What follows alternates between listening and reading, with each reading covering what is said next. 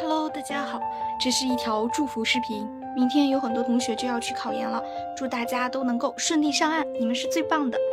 提前在这里恭喜大家，恭喜各位硕士，一定没问题的，加油加油！虽然我没有经历过考研，但是高考的时候、保研的时候，我知道那个压力是非常大的，表现为头发掉的非常严重。到了什么地步呢？我妈妈非得拉着我去医院做检查，因为她觉得就是我随便一摸那个头发，它就能掉一缕儿，对，是一缕儿，不是几根儿，就很吓人的那种。当时以为我可能得了什么重病，不过确实回想起来那个时候经常熬夜，甚至通宵，就在那个教室里面一晚上都不回宿舍，能活下来也算是个奇迹了。